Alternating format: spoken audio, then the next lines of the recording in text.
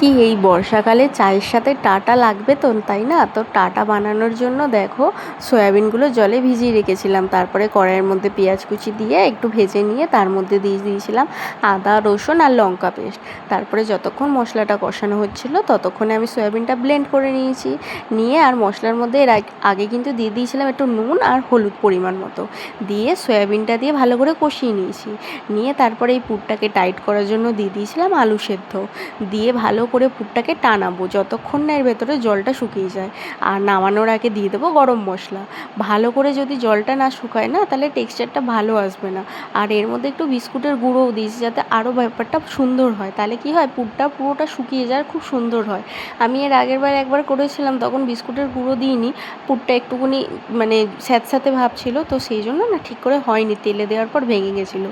তো তারপর থেকে আমি ভালো করে পুরটাকে শুকিয়ে নিই যাতে একটুও স্যাঁতস্যাঁতে ভাব না থাকে। তো দেখো পুরটা খুব সুন্দর করে রেডি হয়ে গেছে। আর এখন ডিমের যা দাম, তাই অর্ধেক করে ডিম ইউজ করলে না মা খুব বকা দেবে বাড়িতে। তো সেই জন্য ডিমটাকে আমি 4 টুকরো করে নিয়েছি, যাতে মুখের মধ্যে ডিমটাও একটু পড়ে আর স্বাদটাও খুব সুন্দর হয়। তাই জন্য কিন্তু আমি শুধু আলুর পুরটা বানাইনি, আলু আর সয়াবিন দিয়ে বানিয়েছি। তোমরা একবার ট্রাই করে দেখো, খুব সুন্দর হবে। ট্রাই করে আমাকে বলো কিন্তু কমেন্টে কেমন লাগলো। তো দেখো তারপরে একটা একটা করে ডিম দিয়ে ভালো করে শেপ দিয়ে নিচ্ছি।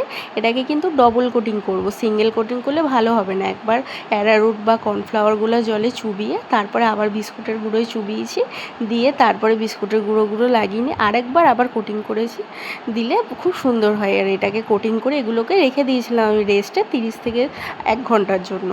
তো তাহলে ভালোভাবে সেট হয়ে যায় এগুলো। দেখো সবগুলো আমি বানিয়ে নিয়েছি, নিয়ে এবার বাটিতে নিয়ে নিয়েছিলাম জল। জলে চুবিয়ে এগুলো ছাড়লে না এর গায়ে যে বিস্কুটের গুঁড়োগুলো আছে ওগুলো ছেড়ে আসবে না, তাহলে তেলটাও পরিষ্কার থাকবে আর তেলটা আনবে না এগুলো। তো দেখো কি সুন্দর লাল লাল করে ভেজে নিয়েছি, নিলেই রেডি হয়ে গেল। তো ভিডিওটা কেমন লাগলো বলো, ভালো লাগলে লাইক করে দিও।